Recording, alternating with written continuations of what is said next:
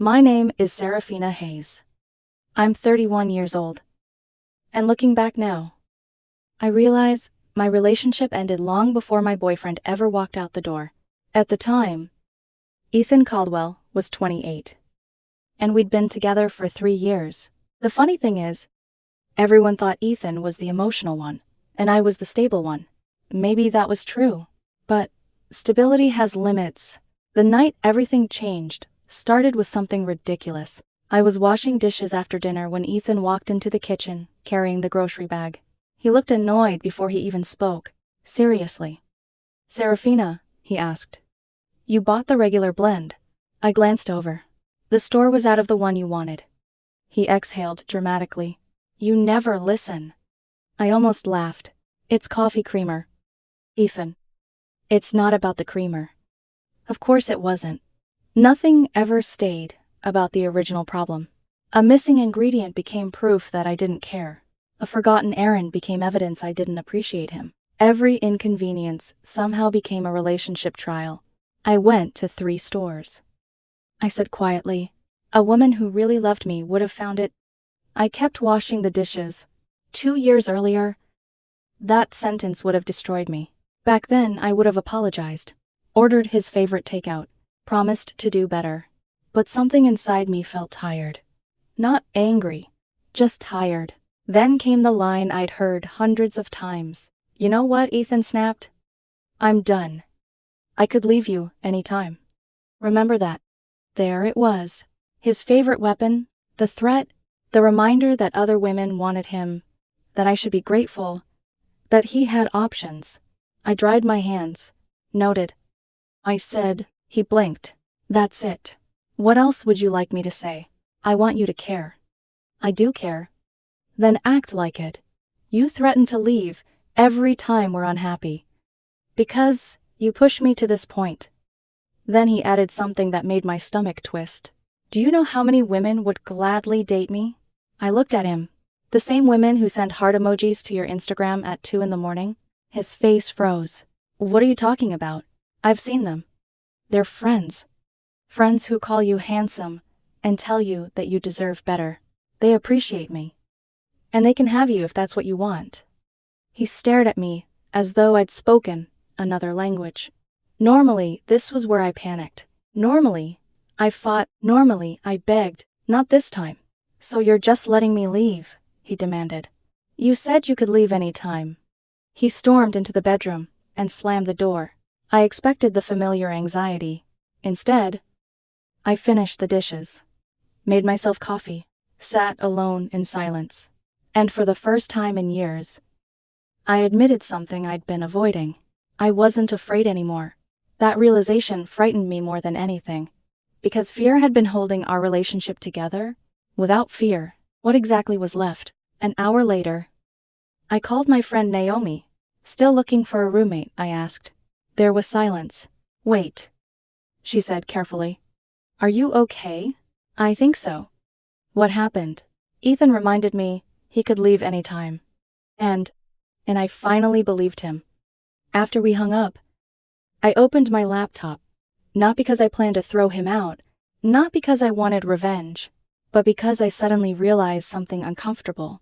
If someone spends years reminding you they might disappear, eventually, you stop building your future around them. I started reviewing my finances, looking at lease dates, creating budgets. Nothing dramatic, just practical. Because Ethan's threats had finally achieved something unexpected, they made me imagine life without him. And once that image appeared, I couldn't make it disappear. The next morning, Ethan walked into the kitchen, expecting our usual routine. No doubt, he expected tears, an apology, reassurance. Instead, I sat at the table answering emails. "Anything you want to say?" he asked. "Good morning," I replied. His eyebrows rose. "That's all. Should there be more? You seriously aren't apologizing." "For what?" He stared. "For dismissing my feelings?" "I heard your feelings." His voice sharpened. "So you're giving me the silent treatment?" "No, I'm drinking coffee." The confusion on his face almost made me sad, because I realized he genuinely didn't understand what was happening. The rules had changed. and neither of us had announced it. Later that afternoon, he posted one of his usual vague social media stories. Know your worth. People only value you when they fear losing you.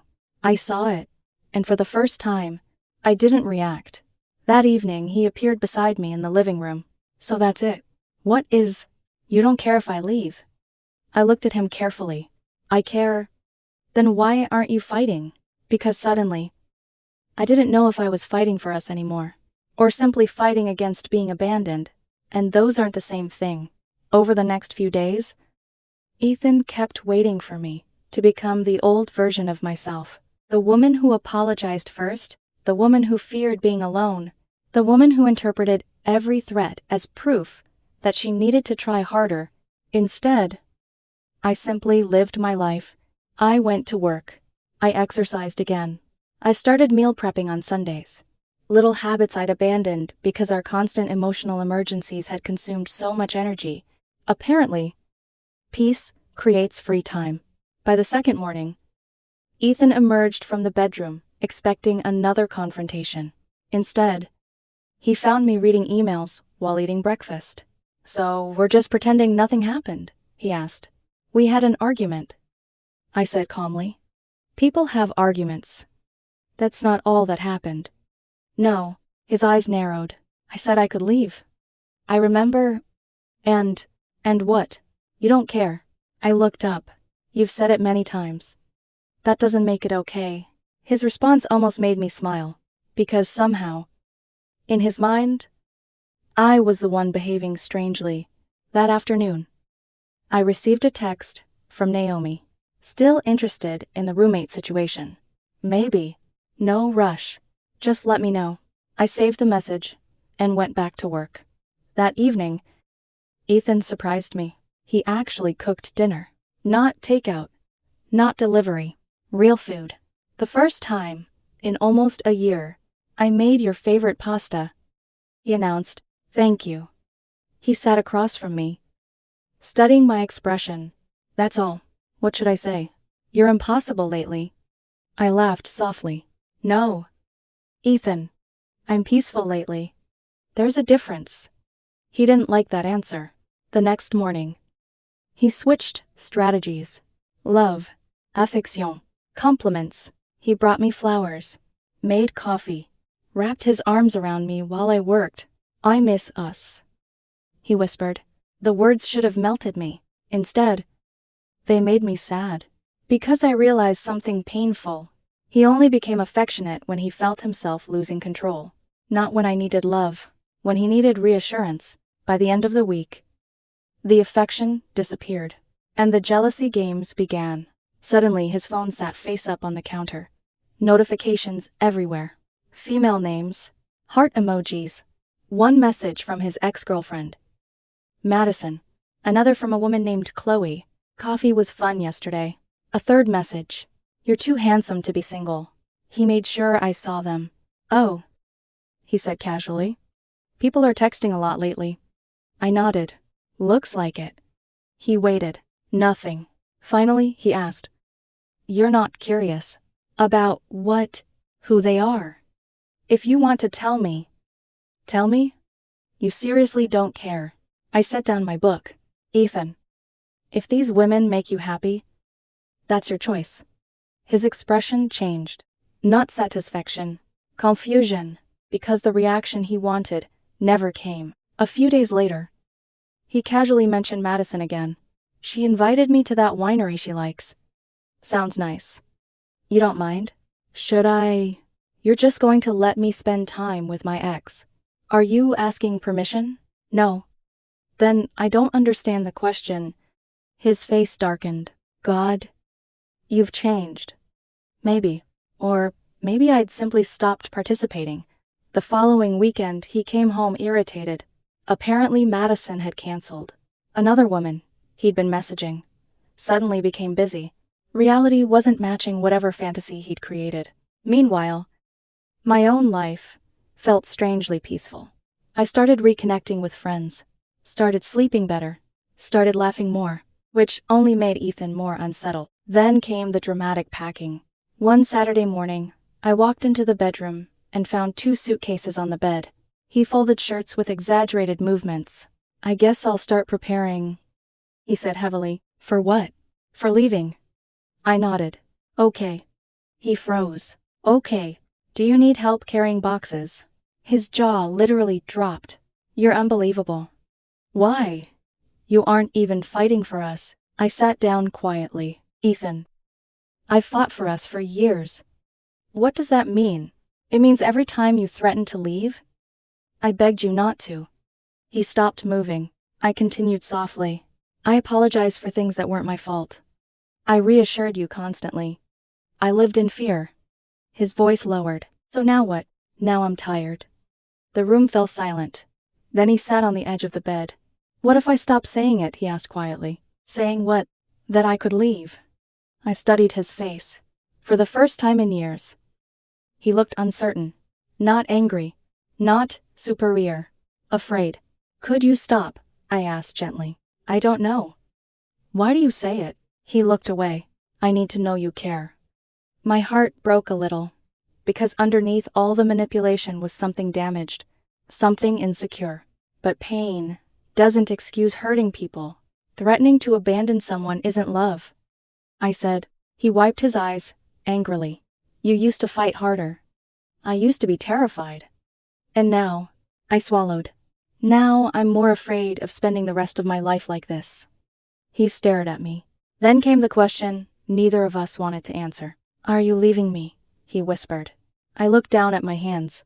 "I honestly don't know." That answer scared him more than anything. Because for the first time since we'd met, the uncertainty belonged to him, not me. And over the next 2 weeks, he tried everything. Silent treatment.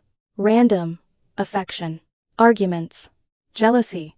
Even asking mutual friends to talk to me. One afternoon, his best friend Daniel called. "What happened to you two?" he asked. "Nothing happened." "Ethan says you're acting cold." "No," I replied quietly. "I'm acting calm." "Same thing." "No." "Danielle, they're very different." Then I asked a question. "Has Ethan ever told you how many times he's threatened to leave me?" Silence. "No." "Exactly." After the call ended, I realized something. Most people only knew the charming version of Ethan, the version I had protected for years, but eventually, secrets stopped staying hidden, and I had no idea that his family was about to discover the truth themselves. 3 weeks later, everything finally unraveled at his younger sister's birthday dinner. By then, Ethan had tried every strategy he knew. Love bombing, silent treatment, jealousy, arguments. Nothing worked. I remained kind, polite, but emotionally, something fundamental had changed. His family noticed immediately. His mother, Rebecca, looked between us during dinner. "Serafina, you're awfully quiet tonight." "I'm just enjoying the meal." Ethan forced a laugh. "She's been weird lately." His sister Olivia smiled. "Trouble in paradise?" "No." Ethan answered quickly. "Everything's fine." Then he looked at me.